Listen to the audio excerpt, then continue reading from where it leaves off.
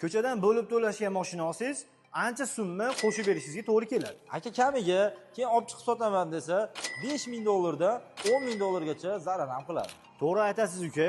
Uning ustiga bizdagi rassroshkadagi imkoniyatni ko'chada hech qachon 30 oyga o'zini pulini bo'lib to'lashga topolmasligi ham aniq. Albatta aka, mashinalarimizni soni chegaralangan, rassroshkalarimiz ochilib paytda tezroq foydalana oladigan joyi lekin. Uka, bizni kuzatayotgan obunachilarimizning puli mashinani to'liq to'lovini to'lab qo'yishga yetadi. Albatta aka. Lekin 50% ni to'lab qo'yib, qolgan 50% ni biznesga yoki boshqa joyga tikib qo'yib, ozgina yetmay qolsa, ulab turib 30 oyga to'lab olsa bo'ladi. To'g'ri aytasiz aka. Rassroshkalarimiz kimga qiziq bo'lsa, pastdagi nomerlarga telefon qilishlari mumkin yoki avtosalonimizga kelib bemalol bilib olishingiz mumkin. Bizni kuzatib turibsiz, videoga like bosib turib, bu videoda shu kunlarda rassroshkaga mashina olaman, pulimni qayergadir tikib qo'yaman deb yurgan hojakalarga bu videoni yuborib qo'yasizlar.